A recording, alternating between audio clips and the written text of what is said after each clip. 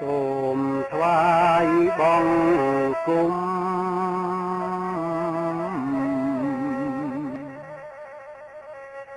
ព្រះតាមពុទ្ធ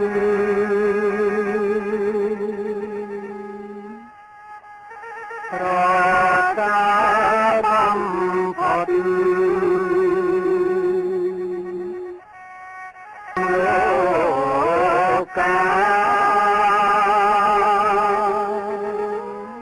4នាក់ត្រីគឺអត់មានទេហើយសិស្ស148នាក់សិស្សត្រីគឺ80នាក់ហើយក្នុងឆ្នាំ2007គឺមានគ្រូចំនួន8នាក់គ្រូប៉ុស្តិ៍បានជួយហើយក្នុងឆ្នាំ2008 2009គឺមានគ្រូ7នាក់ខ້ອຍម្នាក់វិញហើយសិស្សចំនួន199នាក់ត្រីគឺ111នាក់ហើយម្ដងនោះគឺខ្ញុំប្រកាសណាគឺខ្ញុំបានរៀបជាផែនការពីចក្ខុវិស័យរបស់ខ្ញុំបាទហ្នឹងគឺធ្វើបន្តទៀតនៅរោងចុកកង់ហើយឆ្នាំ2009 2010នេះគឺជារបាយការណ៍ត្រួសរបស់ខ្ញុំប្រកាសណាក៏ដូចជាប្រវត្តិរបស់សាលារបស់ខ្ញុំប្រកាសណាហើយខ្ញុំប្រកាសណាគឺតែងតែរកស្វែងរកដៃគូដើម្បីជួយដល់សិស្សានុសិស្សរបស់ខ្ញុំបាទព្រោះថាសិស្សារបស់ខ្ញុំបាទនេះគឺអ្នកខ្លះគឺក្រមែនគឺអត់ប្តីធ្វើស្រែទៀតខ្ញុំកាលណាក៏មិនដឹងធ្វើមិនដែរហើយអ្នកខ្លះក្រមែនថាអត់សភៅមកខ្ញុំកាលណាគឺបានជួយទិញសភៅឲ្យរៀនជាក់ស្ដែងនេះគឺជាក់ស្ដែងមែនហើយតែងតែរកដៃគូជួយឧបត្ថម្ភដើម្បីឲ្យសិស្សនឹងបន្តការសិក្សាដូចជាអាហារូបករណ៍ប៉ុន្តែខ្ញុំតែងតែសួរមន្ទីរដែរតែអត់បានដល់ពេលអញ្ចឹងជាតែបដាទៀតទៅហើយគេគិតថាអត្រាខាងយើងនេះរីកាឲ្យគេសិស្សក្រីក្រវាទៀតជាងគេលេខសិស្សក្រីក្រមក50នាក់គេរីដល់40នាក់ក្រដល់យើងនេះ50នាក់រីកាឲ្យគេតែ9នាក់ក្រដល់អញ្ចឹងគេថាយើងសម្បូរអ្នកមានវិញដល់អញ្ចឹងយើងអត់បានទេបានខាងគេហើយមួយទៀតគឺដូចជាចុងបញ្ចប់ដែរគឺខ្ញុំប្រកាសណាសរធរក៏ដូចជាបញ្ហាសុខភាពគឺស្នើរបស់ខ្ញុំទៅបាននោះគឺសូមឲ្យខាងអង្គការទៅជួយបង្រៀនដល់សិស្សរបស់ខ្ញុំបាននោះចំនួន3សាលានោះគឺធ្វើម៉េចឲ្យមានដំណើរការទទួលថារឿងអ្វីៗគឺវាមានទំនាក់ទំនងគ្នាមិនអាចដាច់ចេញពីគ្នាបានទេហើយជាក់ស្ដែងគឺចន្លោះមកនេះគឺខ្ញុំប្រកាសណាទៅបានធ្វើទំនាក់ទំនងជាមួយនឹងខាងពីគុណរិទ្ធបញ្ជឿនដែរដោយរៀបសេវាឲ្យគាត់ប្រហាត់ចំនួន2ម៉ោងដោយមាន4ថ្នាក់ចូលរួមទៅលើម៉ោងលីបនេះគឺខ្ញុំកាលណាបានរៀបម៉ោងជូនប៉ុន្តែគឺថាខ្ញុំកាលណាខ្ញុំបានថាមិនគ្រប់គ្រាន់ទេព្រោះថាអ្វីគឺវាត្រូវការលក្ខណៈច្រើនយ៉ាងដូចថាខាងខ្ញុំកាលណាគឺបញ្ចុះសពមាត់ថាមិនទៅលោកទេលោកមកជិតអត់ហ៊ានសោះនេះជារឿងជាក់ស្ដែងហើយទោះបីខ្ញុំប្រកាសថាខ្ញុំបាទក៏ភាសាជាមួយលោកសោយមែនទេដែរខ្ញុំក៏ធ្លាប់នៅវត្តដែរថាខ្ញុំកាលណាទៅរៀននៅព្រៃលៀបនៅខាងឡាកកម្មដែលរៀនអត់ចប់ខ្ញុំក៏រៀនអត់ចប់ហើយរៀនបានតែកន្លះខែឪពុកម្ដាយរបស់ខ្ញុំយកវិញកាលនោះគឺខ្ញុំនៅជាមួយនឹងកម្មាញាថ្លែងអំណរអរគុណពួកឯកគុណនិតជាសំអាងប្រធានក្រុមឧស្សាហ៍ពិបាលអង្គការអប់រំកុមារនិងយុវជនព្រមទាំងឯកគុណគ្រប់អង្គដែលជានាយករងរបស់អង្គការអប់រំកុមារនិងយុវជនដែលឯកគុណមានឱកាសលៀបពេលវេលាដ៏មានតម្លៃដើម្បីទុកខ្លួនឯងច្បាស់ពីនេះខ្លួនឯងច្បាស់ម៉ែពីនេះជំនាញទម្លាប់ពីបុរាណមកធ្វើអីខ្លះនេះជាចំណុចសំខាន់ណាស់បើយើងស្គាល់តែអបធរក៏ទេយើងភ្លេចជាស័ក្តិយើងនេះជាចំណុចដែលយើងគួរសិក្សាស្វែងយល់ទាំងអស់គ្នាហើយសូមបដិគុណព្រះអង្គមេត្តាខន្តីអភ័យទោសដោយមានឱកាសជួបហើយសូមកណាសូមលើកឡើងពាក់ព័ន្ធនឹងលេខទាំង5ដែលជាគោលនយោបាយគុំមានសុខភាពនេះតិចដើម្បីឲ្យក្មួយទាំងអស់បានយល់ អ ចំណុចទី1គឺនិយាយថាគ្មានការលួចឆក់គ្រប់ភេទដើម្បីទប់ស្កាត់បញ្ហានេះតើទុកឲ្យក្រុមប្រឹក្សាឃុំដែលជាប់ឆ្នោតទាំង5រូបឬក៏លោកមេភូមិទាំង10នាក់ហ្នឹងទាំង5ភូមិហ្នឹងធ្វើតែឯងបាទនេះជាបញ្ហាមួយយើងគួរយើងគិតបាទតាមពិតគោលនយោបាយនេះត្រូវតែគេមិនឲ្យមេភូមិមិនមែនសហគមន៍មិនមែនលោកអស់ត្រូវចូល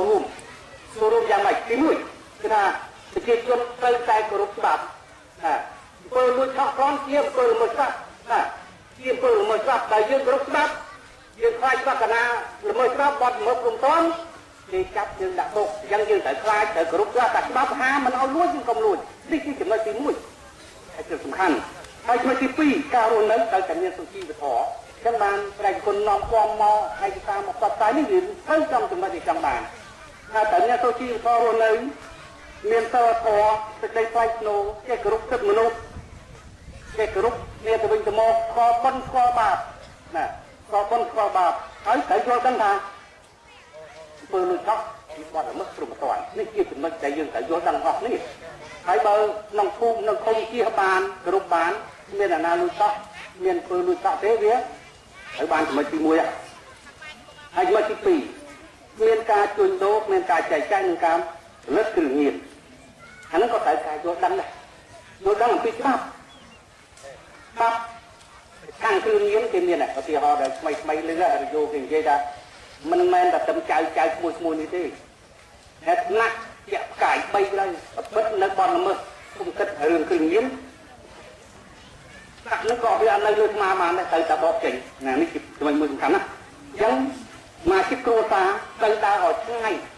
ពីចំណុចហ្នឹងជិះឲ្យឆ្ងាយពីគ្រឿងញៀនហើយយើងនាំគ្នាស្ដាប់ការអប់រំទូនមានរបស់គ្រូអ្នកគ្រូពលគ្រូដូចអ្នកគ្រូមិនដែរអប់រំយើងឲ្យទៅការប្រាស់គ្រឿងញៀនទេយើងត្រូវជិះឲ្យចេញឲ្យពីឆ្ងាយគ្រឿងញៀនហើយដឹងច្បាស់ទៀតថាតើប្រាស់គ្រឿងញៀនយើងនឹងមកផ្លាញ់អនាគតទៅតាមទៅអូនក្មួយទាំងអស់ហើយប្រើប្រាស់គ្រឿងញៀនសង្គមជាតិគេស្អប់ពើមណាបាទគេស្អប់ពើមណាគេមិនទុកឲ្យយើងនៅបកអសកម្មភាពអសកម្មនៅក្នុងមូលដ្ឋានរបស់យើងទេនេះជាចំណុចទី2ខ្ញុំអញ្ចឹងយើងជិះឲ្យឆ្ងាយអញ្ចឹងចំណុចនេះ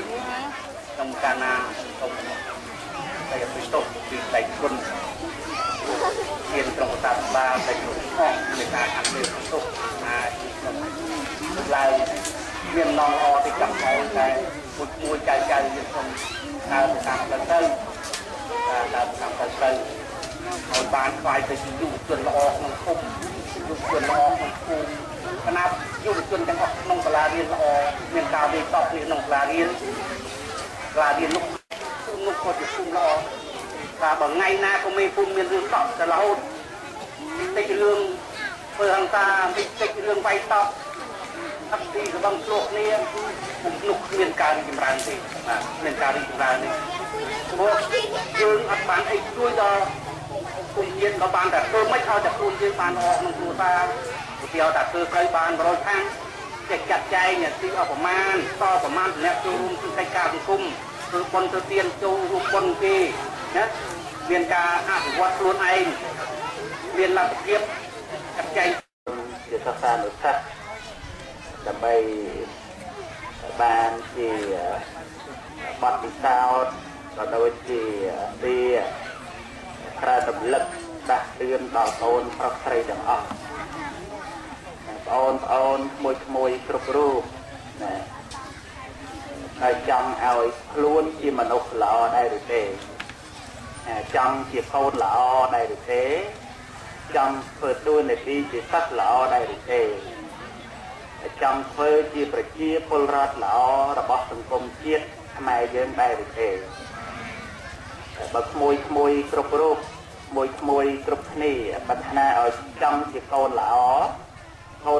គឺមានតួនាទីគោរពមេត្តាបិតាស្ដាប់បង្គាប់សម្បូរទូមានជាព្រានប្រដៅរបស់មេត្តាបិតាជាកូនល្អអត់មានជាប្រតិចអត់មានធ្វើឲ្យឪពុកម្ដាយលំបាកចិត្តថ្នាក់ចិត្តអីជាមួយយើងទេកូនជាបុគ្គលស្ដាប់អាវាតស្ថិតនៅក្នុងការក្រោមគ្រប់គ្រងដំបូលស្ត្រីក៏មានលក្ខណៈរបស់ស្ត្រី ផ្នែកខាងបរោះក៏មានលក្ខណៈរបស់បរោះជាលក្ខណៈក្នុងសង្គមជាតិឬក៏ក្នុងសង្គមនីមួយដូច្នេះគឺក្មួយគ្រប់រូបដែលកំពុងតែសិក្សាក៏ជ្រាបក្នុងដំណើរជីវិតដែលរស់នៅក្នុងសង្គមចិត្តដែលយើងចង់សប្បាយរីករាយចិត្តដែលយើងត្រូវការចិត្តដែលយើងប្រាថ្នាតែប្រព្រឹត្តទៅតាមមិត្តដែលមិនល្អក៏មិនជាប្រយោជន៍ព្រោះស្ថិតយកទៅប្រព្រឹត្តធ្វើនៅអំពើផ្សេងអត់ចូលសាលារៀនអត់ស្ដាប់បង្គាប់ពាក្យទូលមានព្រានបដៅរបស់មាតាបិតាអត់ស្ដាប់ពាក្យទូលមានរបស់គ្រូបាអាចារ្យដល់តែយើងធំទៅគឺជីវិតរបស់យើងគឺអត់ថ្លៃថ្នូរទេមាសប្រាក់ទ្រព្យសម្បត្តិដែលកូនដែលមាតាបិតាចែកឲ្យកូនណាកូនដែលអត់ចិត្តគំនិតកូនដែលអត់ស្លាប់ឆ្លៀសកូនដែលអត់មានវិជ្ជាក្នុងខ្លួនតែគប់នឹងបានប្រមិតទ្រព្យសម្បត្តិនឹងជាអ្នកតែកូនណាដែលមានវិជ្ជាក្នុងខ្លួនចេះគោរពមាតាបិតាចេះដឹងខុសដឹងត្រូវដឹងគុណនិងដឹងទោសតាមរយៈនៃការសិក្សារៀនសូត្រដូច្នេះក្មួយគ្រប់រូបឲ្យឃើញគុណតម្លៃនៃទ្រព្យសម្បត្តិឬក៏ឃើញគុណតម្លៃនៃវិជ្ជាទ្រព្យសម្បត្តិអាចចាយអស់ប៉ុន្តែចំណេះវិជ្ជាក្មួយចាយមួយជីវិតគឺមិនអស់ឡើយចាយច្រើនរឹតតែចម្រើនចាយគឺមិនចេះអស់ទ្រព្យសម្បត្តិដែលយើងមិនចេះរក្សាអត់គង់វង្សទ្រព្យសម្បត្តិនឹងវិនាសនៅលបែងស្រីលបែងស្រាលបែងភ្នាល់ឬក៏អបាយមុខផ្សេងទៀតទ្រព្យ